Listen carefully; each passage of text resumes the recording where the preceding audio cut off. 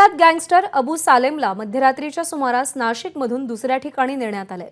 गेल्या काही दिवसांपासून अबू सालेमला नाशिकच्या कारागृहात ठेवण्यात आलं होतं। काल रात्री मोठ्या पोलीस बंदोबस्तात नाशिक रोड स्थानकावरून एका रेल्वेनं त्याला दुसरीकडे हलवण्यात आलं। त्याला एका केस संदर्भात कोर्टात नेण्यात आल्याची माहिती मिळते आणि सुरक्षेच्या दृष्टीनं कडेकोट बंदोबस्त केला गेला होता। कुख्यात गुंड अबू सालेमला दुसरीकडे हलवल्याची माहिती मिळते। एका केस संदर्भात त्याला न्यायालयात नेलं गेलं होतं अशी ही माहिती मिळते। मध्यरात्रीच्या सुमारास नाशिकमधून त्याला एका दुसऱ्या ठिकाणी नेण्यात आले। गेल्या काही दिवसांपासून अबू सालेम नाशिकच्या कारागृहात होता आणि काल रात्री कडेकोट पोलीस बंदोबस्तात त्याला नाशिक रोड रेल्वे स्थानकावरून एका रेल्वेनं दुसरीकडे हलवण्यात आले। एका केस संदर्भात त्याला दुसरीकडे नेण्यात आल्याची माहिती मिळते। मुकुल कुलकर्णी आपले प्रतिनिधी आपल्याला अधिक अपडेट देतील। मुकुल, अबू सालेमला दुसरीकडे नेण्यामागचं कारण काय होतं? अत्यंत गोपनीय पद्धतीने अबू सालेमला मध्यरात्रीच्या सुमारास नाशिकहून स्थलांतरित करण्यात आलेलं आहे।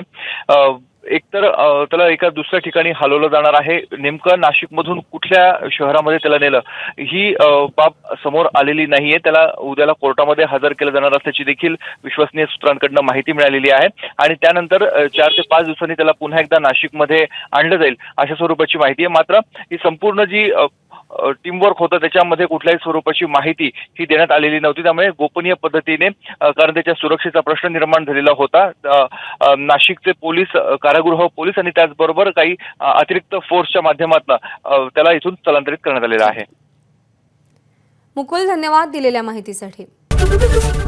एबीपी माझा, उघडा डोळे बघा नीट।